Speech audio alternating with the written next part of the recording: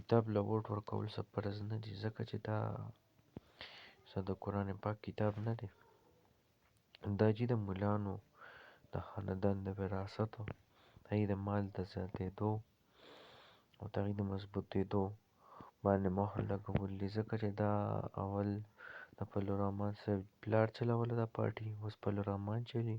اوس یې 2 زامن دي، لوریانې دي، لوریانې هم په مخصوص نشستو باندې ټکټونه ورته ورکړي دي، ویرونه یې دي، هیلې هم ورکړي دي، رول ډال هم ورکړي خپله پارټي کې مضبوطي.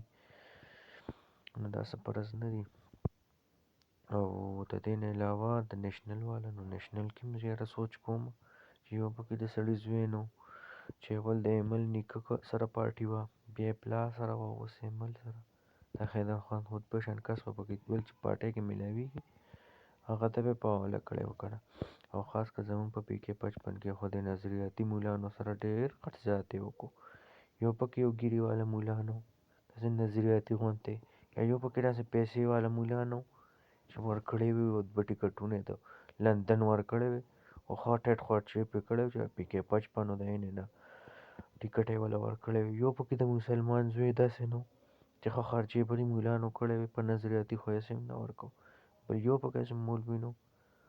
یاره دا خل دی یاره، په دې نظریاتي مولانو ته چې سوچ کوم که نه ډېر زیات خفګان راشي، ډېر بې انتها خفګان راشي. ځان یې مړ کړی و قسم په خدای، هغوی ته به ګراني هم ښکارېده، هغوی ته به د نبي کریم صلی الله علیه وسلم په شان کې به چې چا ګستاخي وکړه هغه به ورته هم ډېره ښکارېده. ډزه ډوزه یاره زموږ دا روډ چوک پې بنده و یاره، د رستم دا چوک نه دی یاره، پته نه لګي چې هغه بلا وخوړو په ځمکې وخوړو که سمندر کې ډوب شو. نظریاتي کارکنان والله چې الله دې چا سره هم داسې نه کړي کوم چې د NA-21 والا سره وشو او PK-55 والا سره وشو. ډېر سخت زیاتې یې ورسره وکړو، ډېر زیاتې یې وکړو که نه، ښکار هم نه اوس یو کس هم نشته که نه. عدنان خان سره صرف پنجهزاري دي، یو کس هم ورسره نشته. خو زیاتې یې کړي دي مولانو پارټۍ والو. یاره خو زه وایم مړه څه نوي مولان دي، خو لکه د دې نه پس هم تاسو بیا د مولانو پارټۍ کې شامل یې بیا ورسره ملګرتیا کوئ که نه. دا چې کوم حال دی تاسو خو وایئ ګناه کولو والا ورسره یو ځای چې لاره ښودونکي هم ورسره ګناهګار دي. نو یقین وکړه ستاسو د پارټۍ والا خو هغه وکړلو دې سره چې هم تاسو ملګرتیا وکړئ که نه.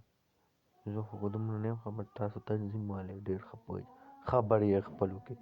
یو کس ته مې مخکې صرف یو تپوس نه کوم، هغې بس مه کوه ما نه ولې پته وي چې د عدنان باره کې تپوس کوي. یاره زه ورته تپوس نه کوم، لږ لږ په دې دماغ زور راولئ، ښه زور راولئ. نظریاتي غوندې کس تاسو سره نه و، سوچ وکړئ. اورئ زموږ په پارټۍ کې خو دا شیشې وې، اورئ لکه دا دې کې شوي دي پکې، خو دومره ناجایز هم نه دي شوي، خو دومره ناجایزه پکې وشو خو یقین وکړه دا سر به مې ورته کټا کړي، پرېښي به مې.